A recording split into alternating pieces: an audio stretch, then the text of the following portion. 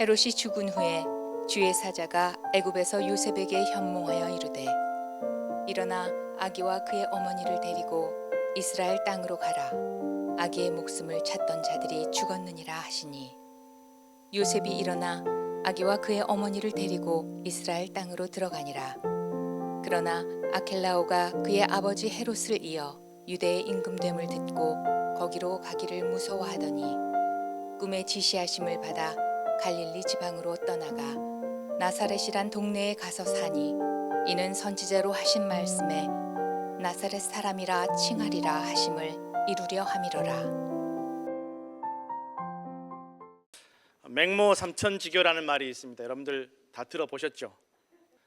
중국의 유명한 맹자라는 철학자가 있는데 이 맹자가 어릴 때 아버지가 일찍 돌아가셨어요. 그래서 이 어머니가 요 하나밖에 없는 아들 어떻게 하면 잘 키울 수 있을까 고민하고 있는데 어느 날 맹자를 이렇게 보니까 얘가 자꾸 이렇게 아이고 곡소리하고 또 이렇게 장례식 때 부르는 노래 부르고 막 상념에는 흉내를 내고 그러는 거예요.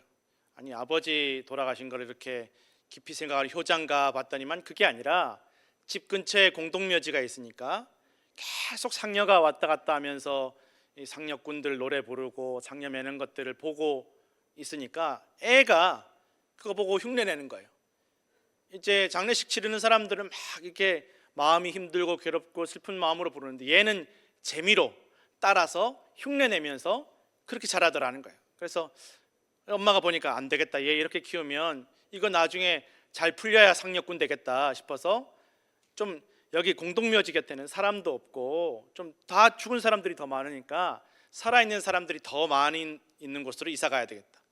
그래서 이사 간 곳이 시장 근처에서 제일 살아있는 사람들이 많이 우글우글 몰려드는 데니까.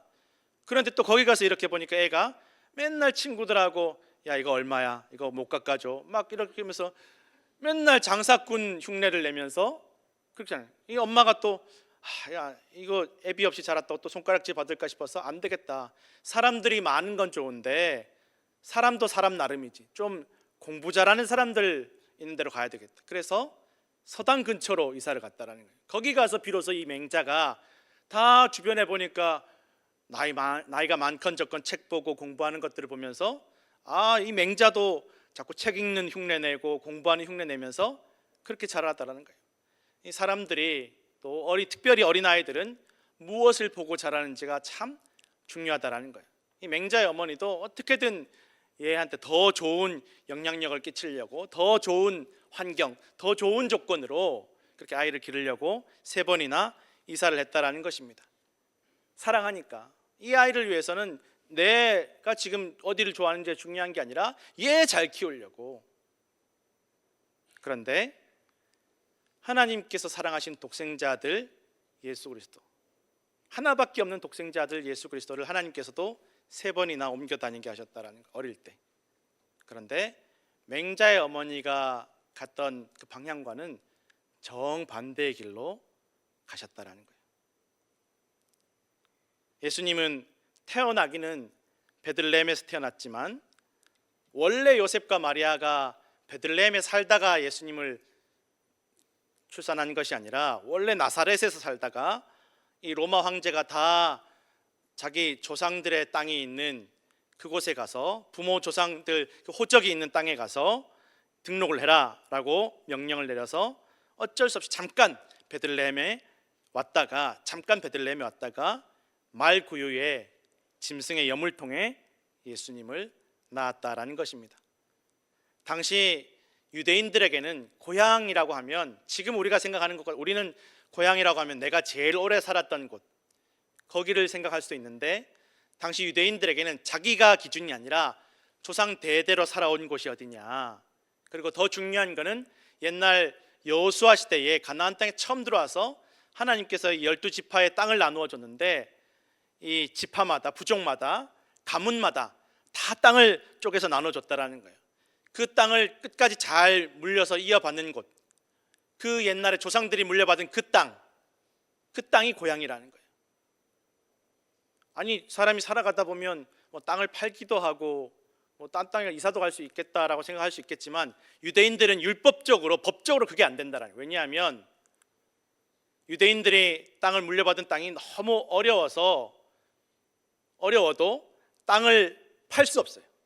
완전히 팔 수 없다라는 거예요. 왜냐하면 이 땅은 하나님의 것이고 잠시 이스라엘 백성들에게 허락하신 것이고, 그래서 영원히 팔 수는 없지만 다만 허락되는 것은 정 어려우면 이 땅을 빌려주고 담보 잡히고 돈을 빌려 쓰든지 이 땅을 잠시 맡겨두고 그렇게 살아갈 수밖에 없다라는 거예요.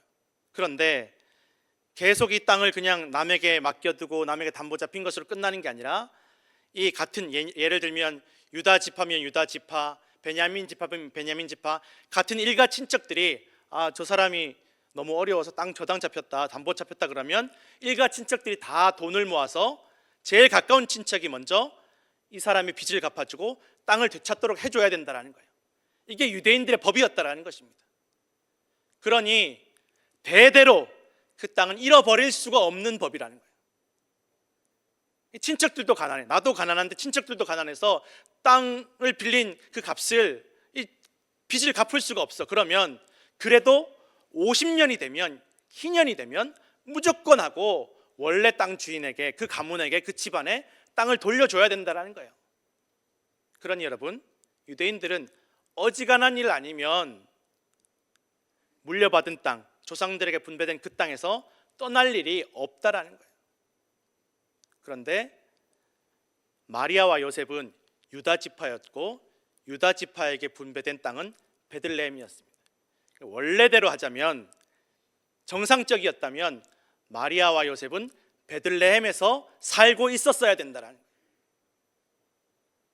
베들레헴의 조상이 물려준 땅, 아버지, 할아버지, 그 조상들이 물려준 땅을 지키면서 베들레헴에서 살고 있었어야 된다는 거예요.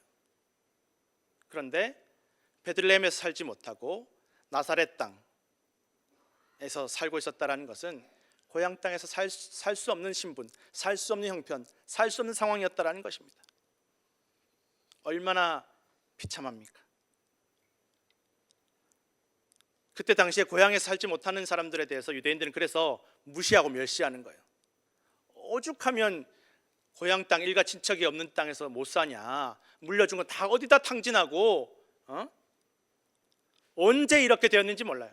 이게 요셉의 아버지 때에 그랬는지 할아버지 때에 그랬는지, 얼마나 그렇게 나사렛에 간지 얼마나 되었는지 알 수 없지만, 요셉도 마리아도 다 유다 지파 소속인데 그럼 베들레헴에서 살았어야 되는데 베들레헴에서 살지 못했다라는 것입니다.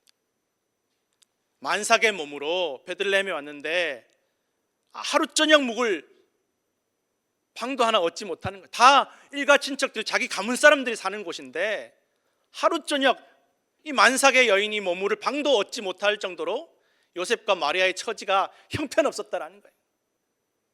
말도 못 꺼내보는 거예요. 방 좀 달라고. 그런 신분, 그런 형편의 부모에게서 예수님이 떳떳하지 못한 잉태로 태어났다라는 거예요. 그런데 이게 여러분, 성경에는 하나님께서 이미 이렇게 작정하셨고 계획하셨다라고 성경에 기록되어 있다라는 거예요. 아니, 어떻게 하나밖에 없는 아들인데 어떻게 이렇게 비참하게 태어나게 하실 수 있나?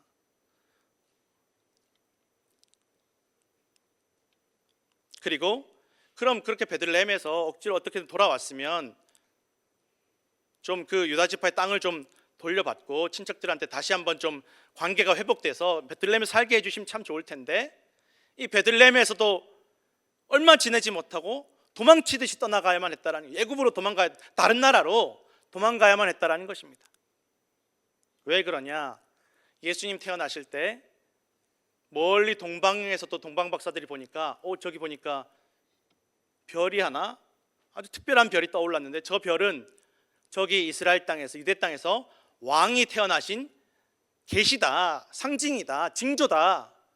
그리고 또 그걸 확인하기 위해서 이 유대인들이, 이스라엘 사람들이 읽는 성경도 다 찾아본 거예요. 찾아보니까 베들레헴에서 왕이 태어난다. 베들레헴에서 왕이 태어난다. 그러면 우리가 축하해 주러 가야 되겠다. 우리가 좀 가서 축하해 주러 가야 되겠다. 계시도 보고 계시도 받았고 징조도 보았고 말씀도 다 보고 그리고 왕이 태어나는 것을 확신하고 그 먼 길을 축하해 주러 갔다라는 거예요. 근데 분명하게도 여러분, 이 동방 박사들은 왕이 예수님이 베들레헴에서 태어난 것을 알고 있었다라는 거예요. 그런데 이 사람들이 베들레헴으로 간 게 아니라 예루살렘으로 갔어요. 분명히 베들레헴에서 태어난다고 알고 있었는데 예루살렘으로 가는 거예요. 왜냐하면 이 사람들이 생각하기에는 왕이면 당연히 왕이 될 사람이면 왕의 후계자, 왕자이겠지. 그럼 지금 왕이 누구냐? 헤롯 왕이다. 헤롯 왕이다. 그러면 헤롯 왕의 아들 중에 누가 후계자가 태어났나 보다. 축하해 주러 가야 되겠다. 그럼 헤롯이 지금 어디 있냐? 예루살렘에 있다. 예루살렘에 가보자. 예루살렘에 들어서자마자 어디서 왕자가 태어났냐고, 어디서 후계자가 태어나셨냐고 막 사람들에게 떠드는 거예요. 헤롯이 부른 거예요. 나 최근에 애 난 적이 없는데, 내 자식들 중에 그런 애 없는데, 아직 후계자 없는데, 그럼 뭐냐? 반역자라는 거예요. 헤롯이 위기를 느끼죠. 헤롯이 생각하기에는 자기 자식들 중에 아직 최근에 태어난 애도 없는데 멀리서 와가지고 갑자기 왕의 후계자가 태어났다 그러니까 이건 자기 왕위를 위협할 만한 반역자가 태어난 걸로밖에는 못 받아들이는 거예요. 헤롯이 정치적으로 위기를 느끼니까 이 동방 박사들에게 속이는 거죠. 나도 가서 좀 새롭게 왕이 되실 분을 경배하고 싶으니까 좀 자세하게 알아보고 나에게 알려달라고. 헤롯의 속마음 달랐다라는 거예요. 정말 경배하려는 마음이 아니라 일찌감치 죽여 없애야 되겠다. 싹을 잘라버려야 되겠다. 동방 박사들이 눈치가 이상하니까 빨리 떠나버린 거죠. 헤롯이 동방 박사들이 연락이 없으니까 어떻게 합니까? 성경에는 그 시기를 대충 계산해서 2살까지, 2살 아래로, 그리고 베들레헴과 베들레헴 근처에 있는 2살 미만의 아기들을 다 죽여버리라는 명령을 내립니다. 동방 박사들이 일이 이렇게 커질 줄 몰랐던 거예요. 동방 박사 일이 이렇게 커질 줄 몰랐어요. 좋은 마음으로 가지고 왔는데, 축하해 주려고 왔는데, 좀 앞으로 왕이 될 사람에게 잘 보이려고 찾아왔는데, 선물도 바리바리 싸도 그 먼 길에 왔는데 일이 이렇게 벌어질 줄 몰랐다라는 거죠. 분명히 계시를 보고 왔는데, 하나님 말씀도 보고 왔는데, 자기들은 여기까지 왔으니까 다 됐다라고 생각한 거예요. 분명히 우리 말씀도 받고 계시도 받고 사인도 받았으니까 이때부터 이제는 뭐 당연히 이렇게 살면 되겠지, 이렇게 가면 되겠지.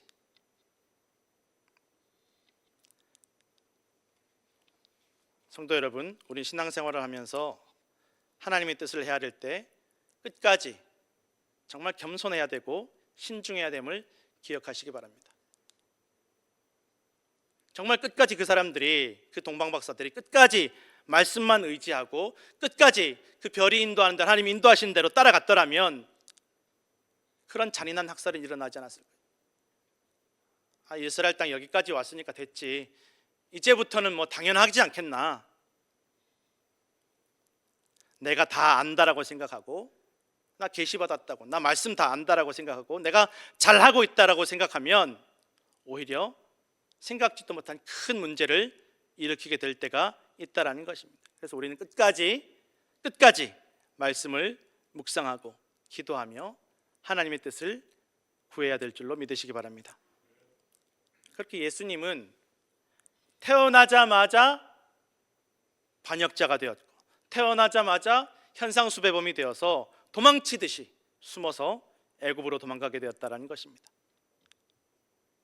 그러면 이제 애굽에서 좀 잘 지내시면 참 좋을 때, 당시에 애굽만 해도 주변에 어떤 나라들보다 문화가 발달하고 경제가 발달하고 학자들도 많고 얼마나 볼 게 많고 배울 게 많은지 모른다라는 거예요. 그럼 애굽에서 좀 자라게 하시면 얼마나 좋은 교육받고 얼마나 좋은 환경에서 다양한 거 보고 배우며 자랄 텐데, 한 3년 정도, 학자들은 대충 한 3년 정도 예수님 뭐를 알기도 전에 다시 하나님께서 요셉과 마리아에게 예수님을 데리고 나사렛으로 돌아가라라고 말씀하셨다라는 거죠. 왜 하필 돌아가도 나사렛인가? 이 나사렛은 갈릴리 지역인데 아주 수백 년 전부터 이스라엘 사람들이 무시하고 멸시하고 정말 다 가기 싫어하는 곳이었다는 거예요. 어쩔 수 없이 가게 되는 인생의 종점, 버스 종점 같은 곳이 나사렛이었다는 거예요. 몰리다 가는 곳. 이미 수백 년 전부터 나사렛은 우상 숭배가 들어오고 또 그 나사렛과 갈릴리를 다스린 수많은 아수르와 수많은 다른 나라들이 여기만 정복하면 이 사람들을 다 잡아가거나 남아있는 사람들은 우상 숭배하는 사람들 결혼시켜서 이 사람들이 신앙 안에서 믿음으로 뭉치지 못하게 만드는 거예요. 못 믿게 만드는 거예요. 그래서 믿음 좋은 유대인들조차도 이 갈릴리와 나사렛 사람들을 무시하는 거예요. 저 더럽혀진 인간들, 더러워진 인간들, 신앙도 잃어버린 인간들. 그게 갈릴리 사람들이나 나사렛 사람들이 원해서 그렇게 된 것이 아니라 어쩔 수 없이 피해를 당하고 폭력을 당하고 빼앗기고 살인당한 사람들인데, 피해자들인데 무시까지 당하는 거예요. 같은 동족들에게 무시당하는 거예요.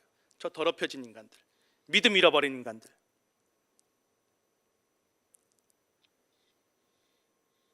그래서 나사렛은 유대인들이 사는 동네지만 유대인이면서도 유대인들에게 인정받지 못하고 이도 저도 아닌 인생, 하루하루 죽지 못해 사는 인생들이 모인 곳이 나사렛이었다는 것입니다. 예수님 당시에 나사렛은 더 문제가 심각했습니다. 왜 심각했느냐?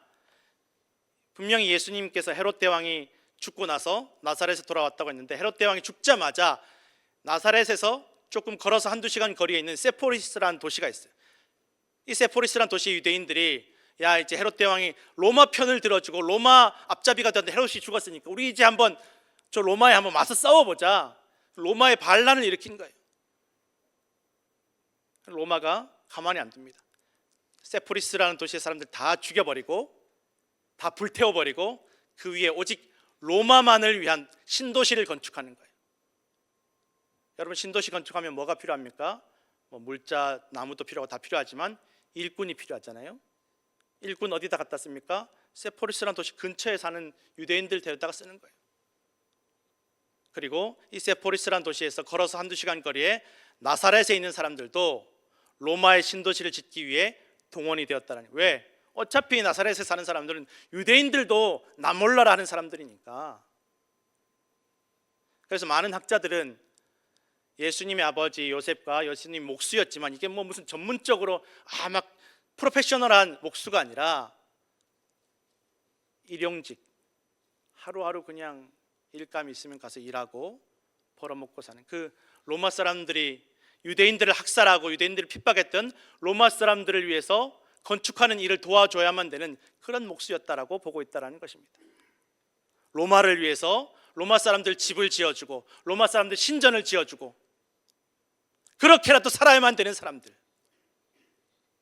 못 배운 사람들, 민족의 배신자들, 부역자들, 가진 것이 없는 사람들, 없는 이만 못한 사람들. 그래서 나사렛은 로마인들에게도 유대인들에게도 죄인들의 땅이었습니다. 오죽하면 나중에 예수님의 제자가 되는 나다나엘이 나사렛에서 뭐가 선한 게 나올 게 있냐, 거기는 좋은 게 하나도 없다라는 거예요. 거기서 아는 사람들이 거기 출신이 누구를 가르치겠냐. 사람들은 다들 출신과 배경으로 사람을 판단할 때가 얼마나 많은지, 그래서 다들 우리 자녀들은 더 좋은 학교, 더 좋은 환경, 더 좋은 곳으로 보내려고 한다는 것입니다. 무슨 말을 하고 어떻게 살고 인격이 어떻고 그런 것들을 보는 것이 아니라 어디 출신이냐, 어느 학교 출신이냐, 무슨 동네 사냐, 이게 일평생 두고 꼬리표처럼 따라다닌다라는 것입니다. 그런데 하나님께서 예수님을 나사렛에서 자라게 하시는 거예요. 오늘 성경에도 나오지만 이미 수백 년 전 구약 시대부터 하나님께서 계획하시고 작정하셨다라는 거예요. 이 유대인들, 나사렛 밖에 살고 있는 유대인들만 나사렛 사람들을 무시하는 게 아니라 나사렛 사람들끼리도, 그 안에 살고 있는 사람들끼리도, 죄인들끼리도 서로 무시하고 멸시하는 거예요. 다 같이 고생하며 어렵게 지내고 어려운 곳에서 간신히 같이 사는 사람들끼리 서로 의지하고 서로도 칭찬해주고, 예수님처럼 이렇게 선생님이 나오면 야, 우리 개천에서 용났다, 저 예수님 좀 우리가 잘 도와드리자 하면 참 좋을 텐데, 나사렛 사람들의 마음이 그렇지 않은 거예요. 나중에 예수님이 고향 땅 나사렛에 와서 말씀을 전하니까 나사렛 사람들이 쥐가 뭔데 여기 와서 건방지게, 나나 자기나 뭐가 달라, 다 자기 어렵게 그렇게 별 볼 일 없이 자란 거 우리가 다 아는데, 그러면서 미움이 생기고 증오가 생겨서 돌로 쳐 죽이려고 했다라고 성경은 기록하고 있다라는 거예요. 동네 사람들이 더 잘 되는 꼴 못 보는 거예요. 칭찬받는 거 못 보는 거예요. 그만큼 험악하고 팍팍한 인생을 하루하루 미래가 없이 살아가던 땅이 나사렛이었다라는 것입니다. 그 나사렛 땅으로 죄인들 속으로 하나님께서 작정하고 계획하고 예수님을 보내셨음을 성경은 말씀하고 있다라는 것입니다. 아니, 세상의 구원자로 왕으로 보내셨으면 하다못해 로마까지는 아니더라도 베들레헴에서 조상들의 땅을 물려받아서 좀 어려움 없이 자라게 하시면 참 좋았을 텐데, 아니 아까도 말씀드렸지만 애굽에서 좀 큰 거 보고 넓은 거 보고 자랐으면 참 좋았을 텐데, 제일 사람들이 가기 싫어하는 곳, 제일 무시하는 곳, 그곳으로, 그런 사람들 속으로 예수님을 보내시고 거기서 자라게 하십니다. 그리고 그 죄인들을 이해하게 하시고 사랑하게 하십니다. 세상에 어느 부모가 자식을 일부러 의도적으로 안 좋은 환경에 보내고 안 좋은 사람들 속으로 보내서 자라게 하겠습니까? 저도 참 저도 그게 안 될 것 같아요. 저도 목사지만 더 좋은 데서 자라게 하고 싶고, 더 좋은 데 보내고 싶고, 더 좋은 사람들 어울리게 하고 싶지, 이게 참 이해가 되지 않는다는 거예요. 어떻게 이렇게 하실 수 있나? 예수님을 학대하시려고 그러나가 아니라 독생자이신 예수님을 사랑하시고 아끼시는 만큼 그 죄인들도 사랑하신다는 거예요. 예수님을 아끼고 사랑하시는 만큼 버려진 사람들, 희망이 없는 사람들, 이도 저도 아닌 인생들, 하루하루 소망 없이 절망 속에 살아가는 그 사람들도 그만큼 살리시기를 원하시고 구원하시기를 원하시는 것이 하나님의 사랑이라는 것입니다. 아무도 가고 싶어 하지 않고 아무도 하고 싶어 하지 않는 곳에 있는 그 사람들을 만나게 하시고 그들과 함께 자라게 하시고 그들을 이해하게 하시고 그들을 사랑하게 하시고 그들에게 복음을 증거하시고 그들을 사랑하시고 용서하시는 것, 그것이 바로 하나님께서 예수님에게 주신 사명이었고 인생이었다라는 것입니다.